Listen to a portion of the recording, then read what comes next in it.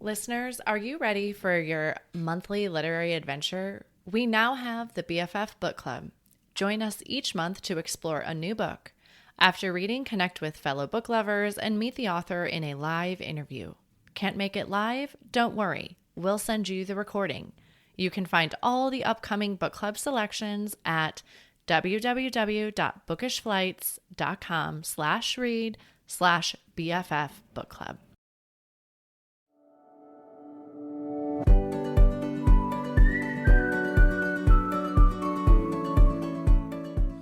Hi, I'm Kara Infante, and this is Bookish Flights. In each episode, I chat with one bookish guest as we take some time to sample and savor the pairing recommendations from their bookish flight. We hope to give you suggestions to cultivate your TBR list and nurture your leisure time through books. In today's episode, I am chatting with Dr. Josh McConkey. Dr. and Colonel Josh is an award-winning, best-selling author and esteemed emergency physician with over 2 decades of clinical experience. He served as a professor at Duke University and maintains board certification in emergency medicine. With 22 years of military service, Dr. McConkey now commands the 459th Aeromedical Staging Squadron in the U.S. Army Reserves, demonstrating exceptional leadership and dedication. He is a devoted father of 3, and his greatest passion lies in shaping future American leaders alongside his wife, Elsa. Welcome to the show, Josh. Thank you, Kara. It's a pleasure to be here. I'm very excited. Thank you. Yes, I am so glad to have you. We met a couple weeks ago, and I was like, oh, we have to have you on. We have a lot in common, and I think it'd be of a huge interest to have you on for our listeners this morning. So, well, I feel like we're so much more than these bios. So why don't you tell us a little bit about who you are? Yeah, I grew up in a very small town. So I grew up in rural western Nebraska. My dad was a railroader. My grandfather was a railroad, as was my great grandfather. So Wow. I was literally the first McConkey to go to college, and wanted to break that railroader mold and get out and see the world a little bit. So, I was fortunate enough, went to college and medical school, and then took a direct commission into the Army National Guard. Found myself in Iraq in 2007. That changed a lot of things for me. And after that, I had a little break and moved overseas for a while. And when I came back to the U.S., got into the Air Force Reserves, which is what I do now. I'm an emergency doctor and then a critical care air transport doctor, a CCAT Okay. doctor, and a flight surgeon. Wow. Wow. Do you have a favorite out of all of these jobs that you have? The CCAT job, the critical care air transport, I think is the best mission in the entire Department of Defense. When you can be anywhere on planet Earth in 24 hours with just backpacks of equipment just right on your back, better equipped than most third world hospitals. I mean, ventilators, medications, Wow. intubation, trauma kits, and you're talking about saving men and women that have taken bullets or done something for their country, right? So there's no greater calling than that. Of all the things I've done professionally, that's the one I'm most proud of. Obviously, personally, it's the family, wife and 3 kids. But as far as professionally, that's by far the coolest job. Yeah. So I'm assuming that you can't get called for that all the time, right? Do you go through like windows of time where they can call you, or is this a Yeah, you're on yes. 24/7 potential for this? Yeah, no. So you go through windows. My squadron that I command right now at Andrews Air Force Base was in the deployment window October through May of last year. So literally just Okay. before October 7th kicked off. And I did have a team deployed to support some Wow. overseas missions. And as a commander, I don't deploy much myself. Obviously, if we have a big engagement like World War III, all bets are off. Yeah. I'm a young guy. I'm only 47 years old. So, but deploying colonels generally takes a large engagement before we get up to my level. But yeah. Yeah. Wow. Sounds like an incredibly important job. And so I could see where that would be professionally. Like, this is just, yes, this is my thing here. That's great. I'm a huge adrenaline junkie. So it's right up my alley. Have you always been like that?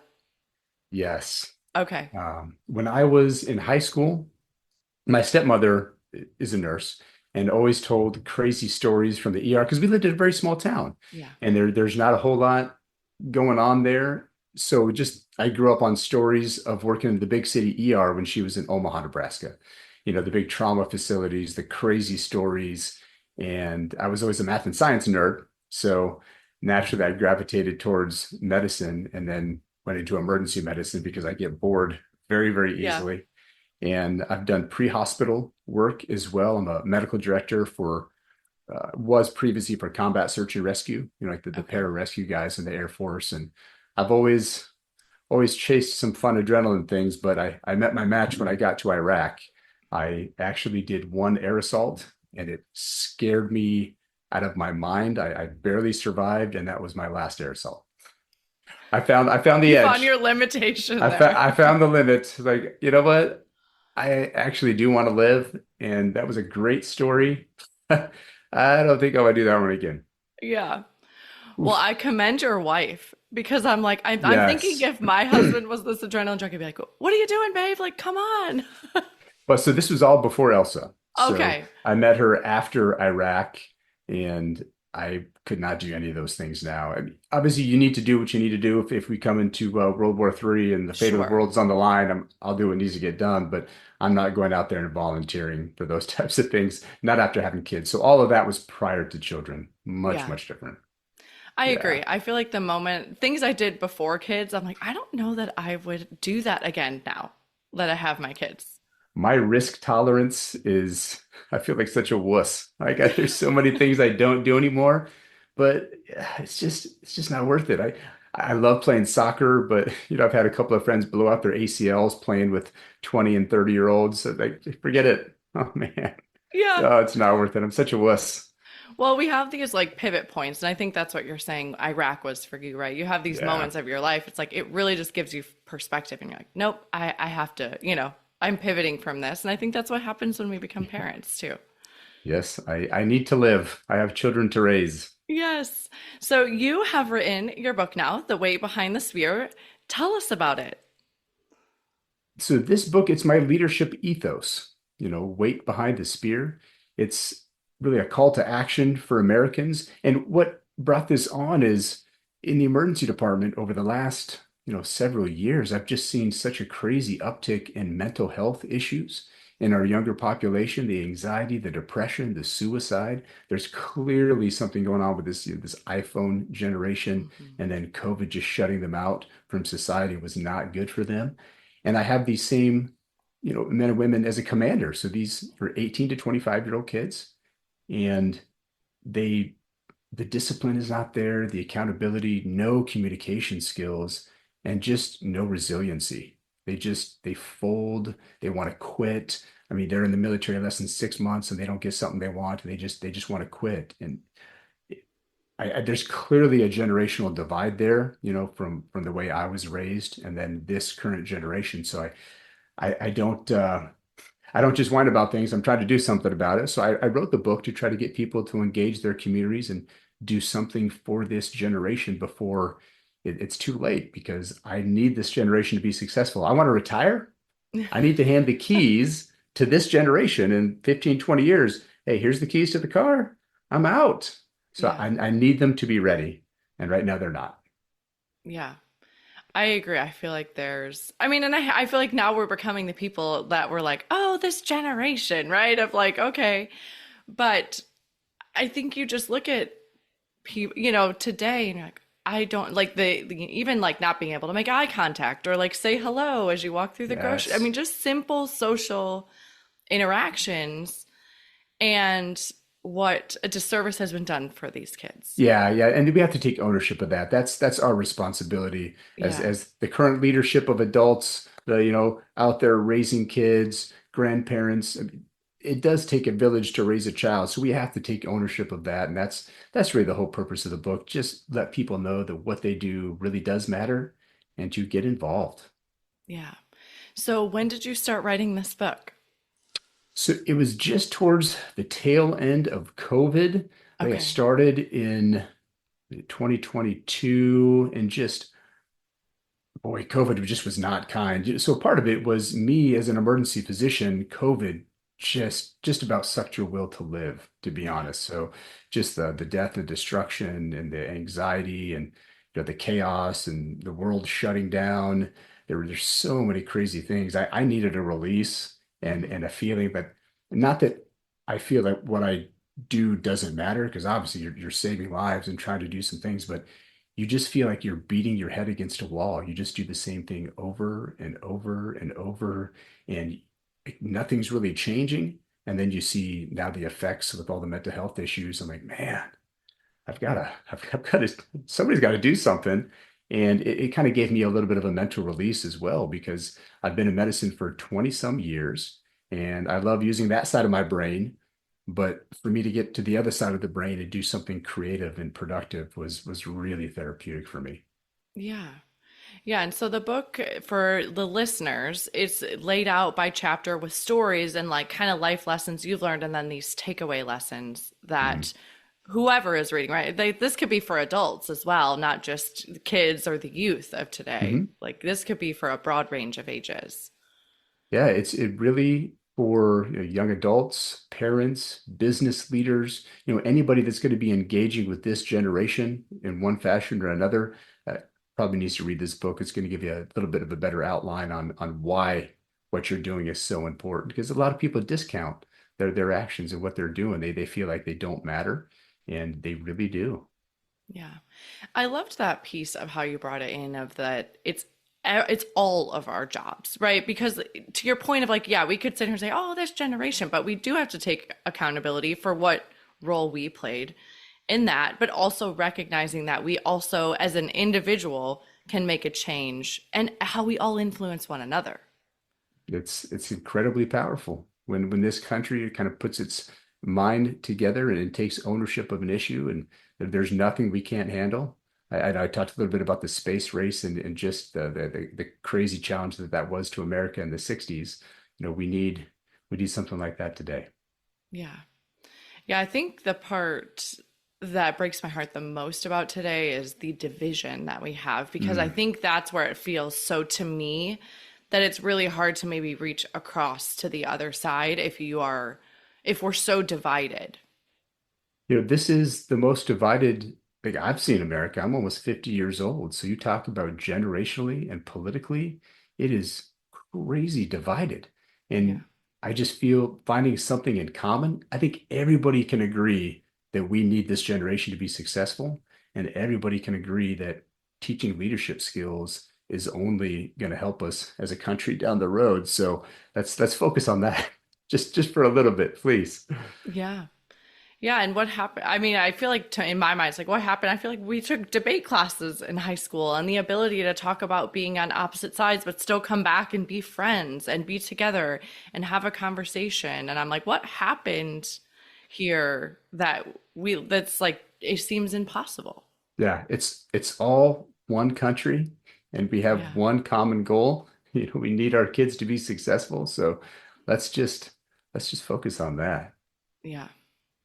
There is a it's never been more important to me to think about these resiliency, right? These leadership skills, how you show up in the world as now as a parent, where I'm like, how do I teach my kids to have these skills, right? To look back at what I was given and say, okay, well, what was I given? Or how did my parents? I feel like I'm a pretty resilient person. I'm like, Mom, what did you do? What did you teach me as a kid? Because it's never been more important to me. And I hate to say that because I'm like, now I'm raising humans that Mhm. I want to be that. That's the challenge. The generational divide is, how do we take those lessons learned before the iPad, before the iPhone, the instant access to literally everything that's been known to Mhm. mankind, you can look up on a telephone in seconds. It's pretty mind-boggling when you really think about it. It just that story I used with the phone that these kids are carrying around in their hands, that has more computing power than what put man on the moon in 1969. So you try to put that into a context that it just blows your mind. But you've got to find a way through, and that challenge. I have three kids of my own, so I'm working on that challenge every single day. But try to raise your kids with a little bit of a chip on their shoulder. Uh, Obviously, I've done very well and worked very hard, but me growing up, my family, didn't have a lot. I mean, we had enough, but very blue collar, and trying to still raise my kids with that chip on their shoulder to go out there and do something good for the world. Yeah. I always laugh when my kids, we stayed at a hotel. This was like a year ago. And commercials came on, right? We had turned on morning cartoons as we were getting Yeah. ready in the morning. And they're like, what are these? And I was like, those are commercials. Whoa. Like, and I was like, I mean, just because we lived overseas when they were younger, and so if we watched TV, it was streaming Netflix because we didn't speak Italian, so we didn't watch Italian television. So, Mhm. I mean, not enough to watch a show. Let's say that. But so they had just no idea what commercials were, and I was like, wow, it just blew my mind. Wow, that is funny. And now they're like, we love commercials. I'm like, that's because you never have to watch them. So, like, the few times that they're on, you're like, oh, yeah, I want to watch them because it's like cereal or whatever, right? It's like Yeah. geared to kids. So they're like, we want to watch these. These are cool. Yeah, with the streaming, you can literally just bypass or go right to a show. You pay a little bit extra so you don't have to have commercials. Yeah. Boy, that's wow. That's funny. Like commercials is a novelty. Wow. Yeah.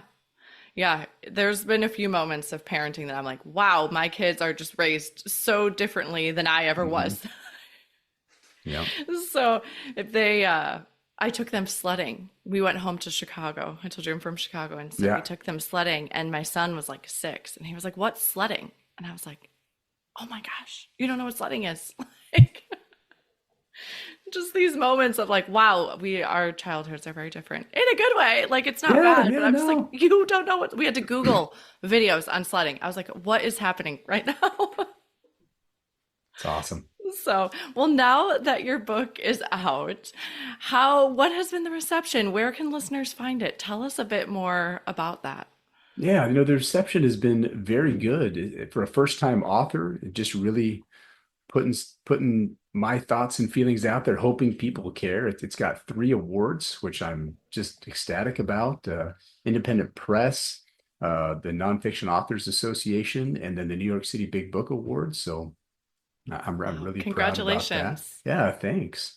And you can get it, so it's on Amazon, Barnes and Noble, pretty much anywhere you can get books online, it's available. Also have an audiobook and an ebook. Oh, great. Okay. Audiobooks. I know I have a lot of listeners that are audiobook listeners, so Oh, that is great. really good to know. Yeah, that was just released on September 11th.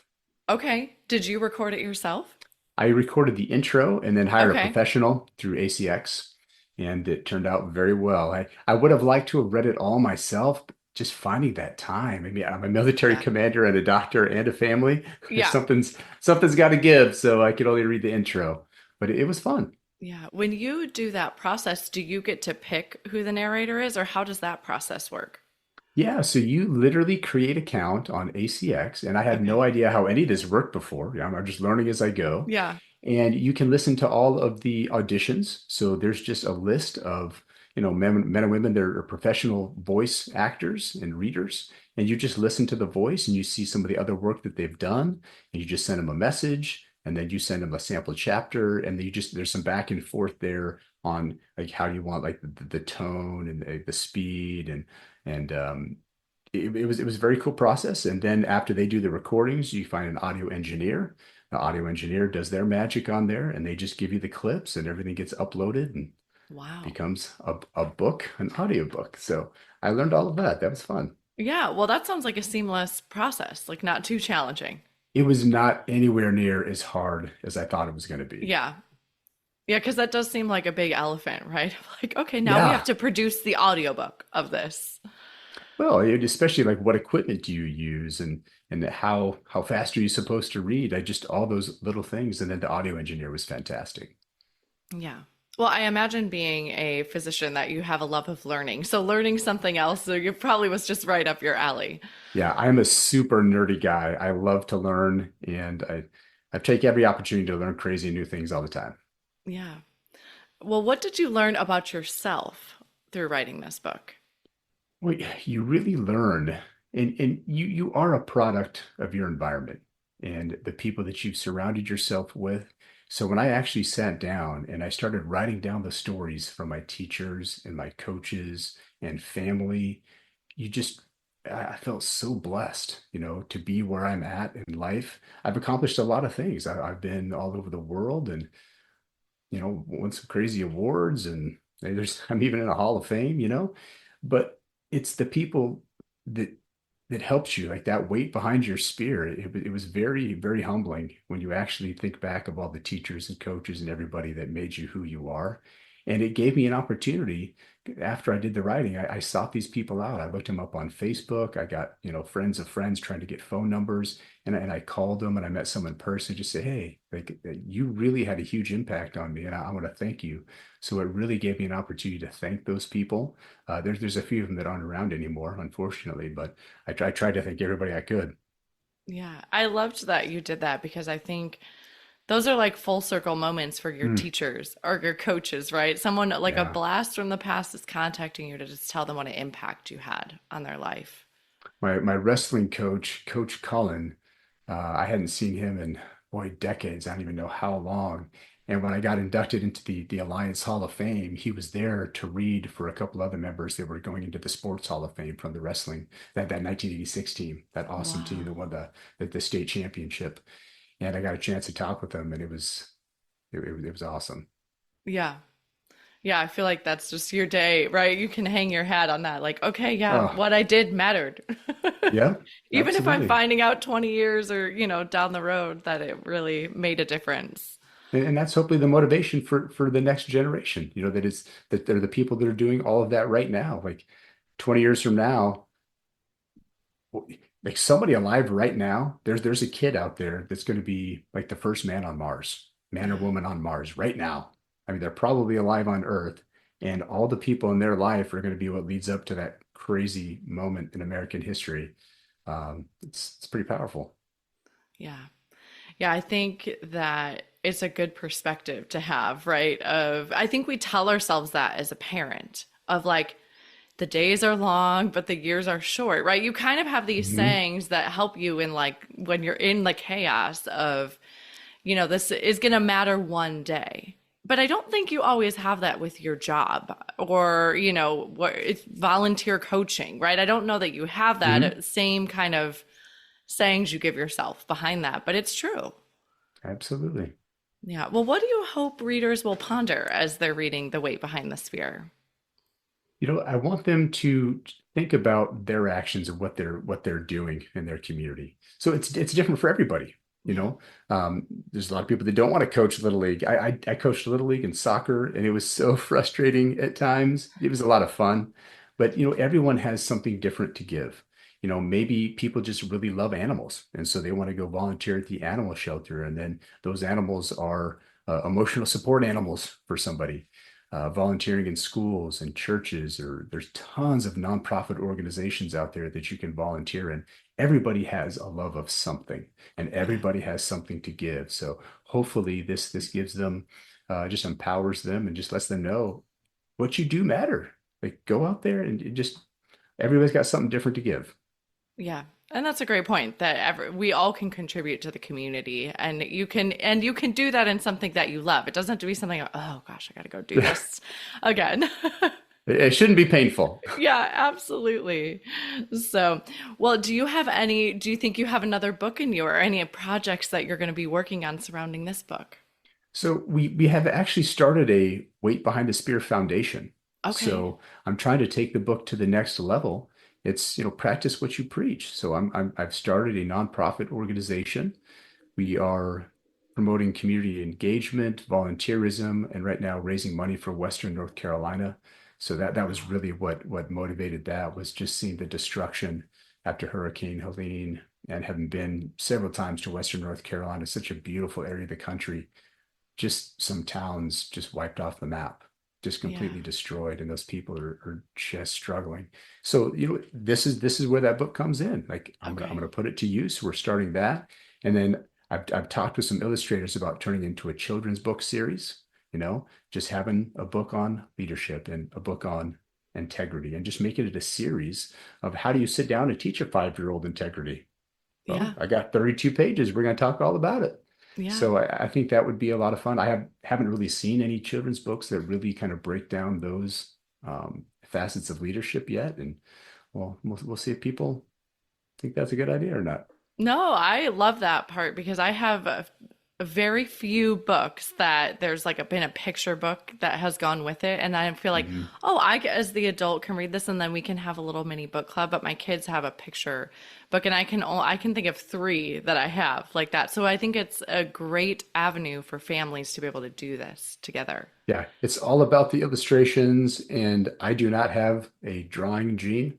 I am completely incapable of drawing. That's not my thing. So, just trying to find somebody out there that would partner up. Yeah. Yes. And there's plenty of illustrators in this world Yeah. that you'll find. So, well, let's switch gears a little bit and let's talk about who Mhm. you are as a reader. So, what type Hmm. of genres do you enjoy reading? I've always enjoyed a history, historical fiction, leadership, and especially after Iraq, that's where I started reading the Harry Potter series, was Okay. in Iraq. And that was the huge release for me because around all the carnage and the mortar fire and snipers and, picking up body bags and doing all kinds of crazy things, that was my time where I could just hide away and immerse myself into this magical world. And I hadn't read like that since before medical school, probably before college. Like when I was a child, like the C.S. Lewis series, Yeah. Chronicles of Narnia, absolutely loved those. And it had been, boy, 20, 25 plus years since I'd been able to do that. And the Harry Potter series has been, I loved reading all those. So that was back in 2007.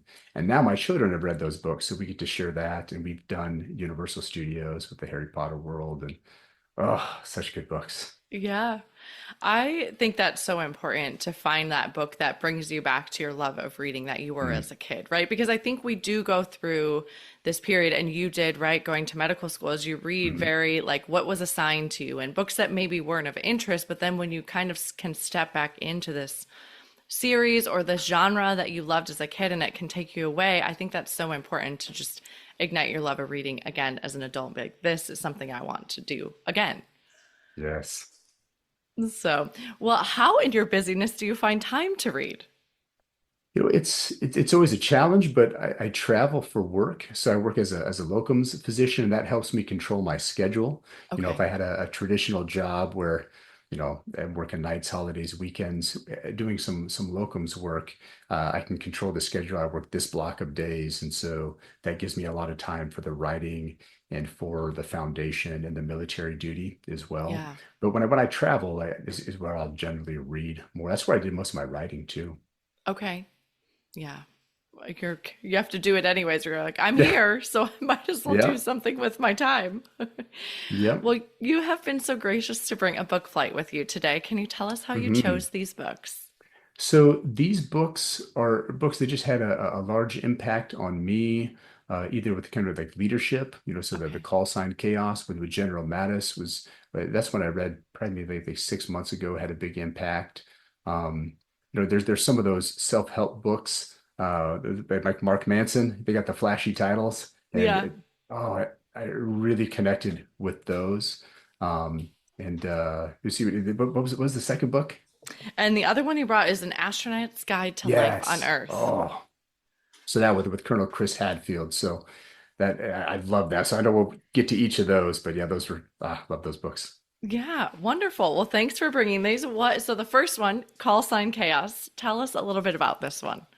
Yeah, so I've always had a tremendous amount of respect for General Mattis, and he had some of those great one-liner quotes, because he rose to a four-star general and then was Secretary of Defense as well. And he's doing some press interviews, and outwardly he's just that classic gruff Marine, very well disciplined.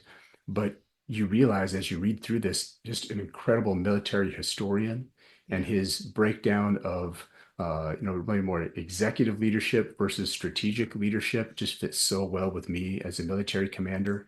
And my favorite quote from him, where he's giving like this very high profile interview on CNN, and they're asking him this question is, there's all these national security threats, and what things keep you awake at night? And he just looks straight at him, nothing. I keep people awake at night. I'm just like, yes, like America, yes. Like when you have leaders like that, your enemies definitely take note, and they're like, we clearly do not want to mess with this guy. Like Yeah. this guy is just dealing with. crazy stressors, and nothing keeps him awake at night. He keeps me awake at night. He just keeps people on their toes. Gosh, I love those quotes. Such a great leader. That is a good one. I don't know this, but is his call sign Chaos?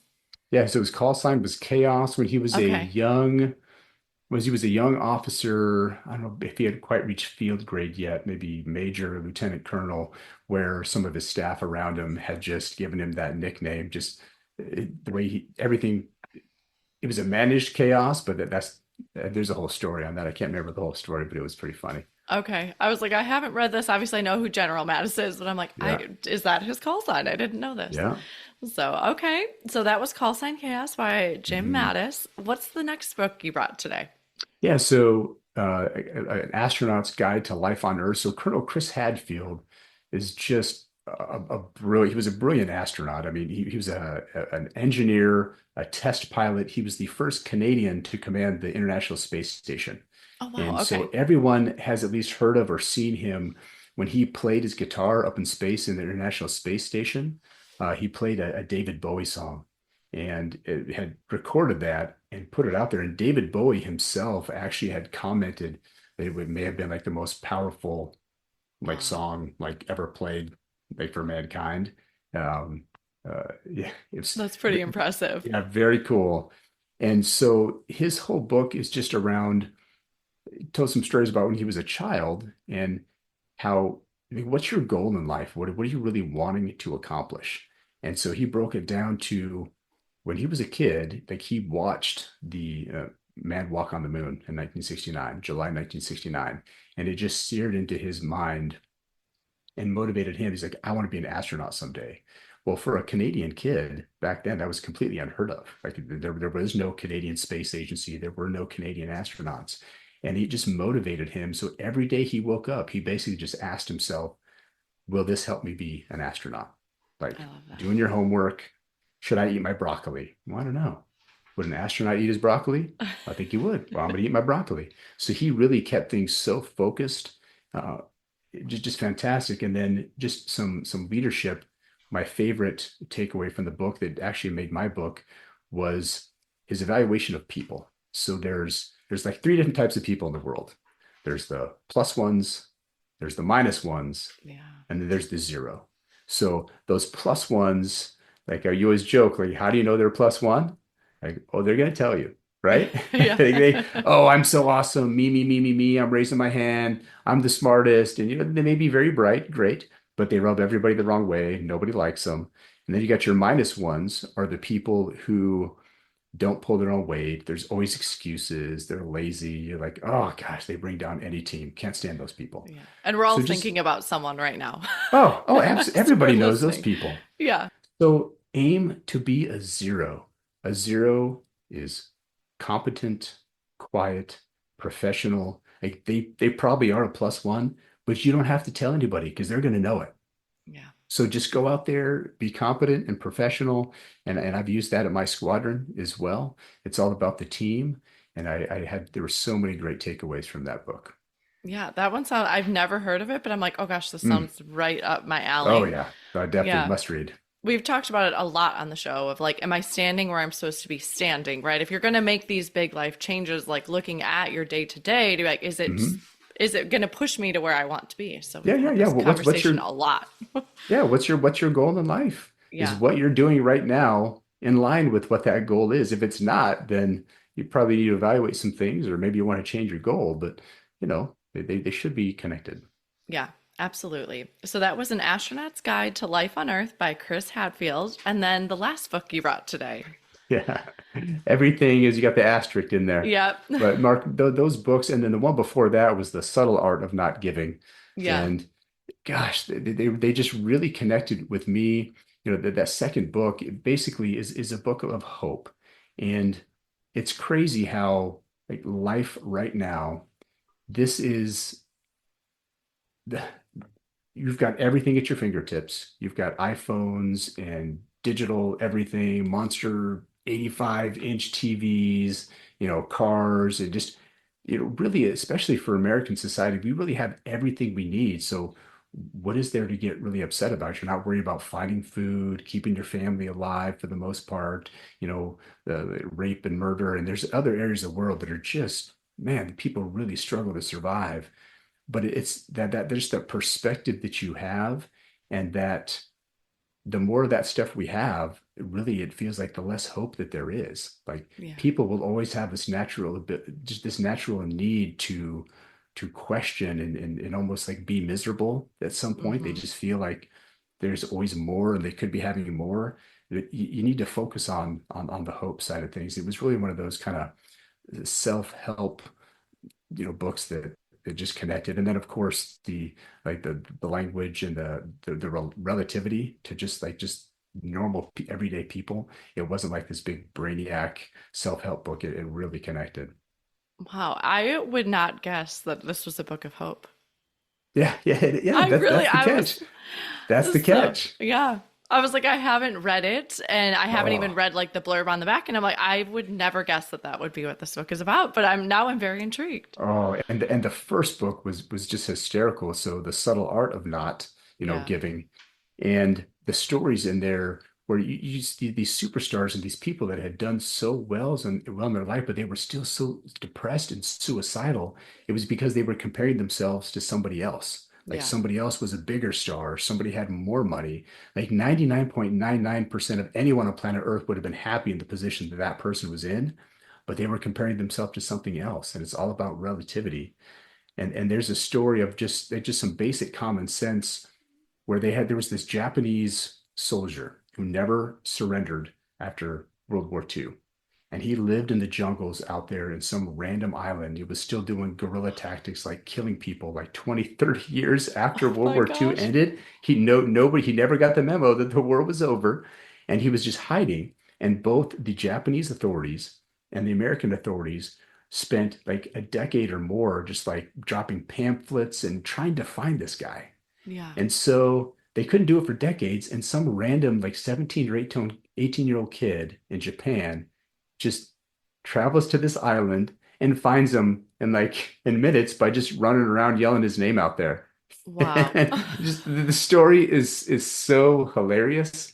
You've got to read it just for that story alone. But just, oh, yeah, that's Okay. funny. All right, so those were Mark Manson's books. I'll have to take a look Mhm. at those because I'm like, I Yeah. would Oh, not. they're good. Yeah, wow, you shocked me today. I wouldn't know that that was what it was Yep. about. Yep. So, well, how I'd love to end our show here is with our bonus pairings, which are just a speed round of questions, so Oh, you can answer great. these really quick. Are you a rereader? I wish I had time. There are a few books that just some of the Harry Potter books with my kids I've reread, Yeah. but generally not. Okay. And then what is one book you've read that has changed your life? But I think I talked a little the Chronicles of Narnia, so Lion, Witch, and the Wardrobe Yeah. as a young kid. That was the first book that I read that just blew my mind. Like the imagination, the just immersing yourself in a different world, and just that whole creative side of me. That's where it all started, was reading that book. Awesome. Where is your favorite place to read? Well, just laying in bed, it's Yeah. quiet. The kids are down. As they're getting older, it gets a little bit more chaotic. But just sitting down, just in bed with my wife, we just sit there and read some stories, and then we'll actually share some thoughts on books and things like that. So that's really my favorite place, a happy Nice. place. Awesome. And then lastly, what are you reading next? Well, I kept trying to get to it. I've had so much going on, but there is a great book by David McCullough, and he was the historical, Yeah. book. So he wrote 1776, but he wrote a biography on Teddy Roosevelt. That Okay. I bought that when we went to Mount Rushmore, and I'm trying to get to read it, and it's just so busy. I just can't get the time, Yeah. but eventually I will read it. Yeah. And then it'll feel like a great accomplishment because it took so Yeah. long. Yeah, because I bought it at Mount Rushmore, so it's like I got to read it. Yeah. Absolutely. Well, thank you so much for coming on the show today. I know your time is precious and I appreciate all you've given me. Okay, thank you very much. This was a lot of fun. Awesome. Thank you.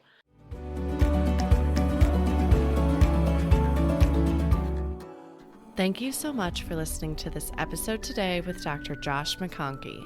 featuring his book flight of personal development books that have changed his leadership style. We'd love to hear what other books you'd pair with this book flight at bookishflights.com. That is also where you can find more information about today's book flight or other books that we talked about. Make sure you are subscribed on Apple Podcasts or Spotify to make sure you will not miss an episode. That's it for today. Thank you so much for listening. As Emma Thompson said, I think books are like people in the sense that they'll turn up in your life when you most need them. Cheers to you, dear readers. Until next time.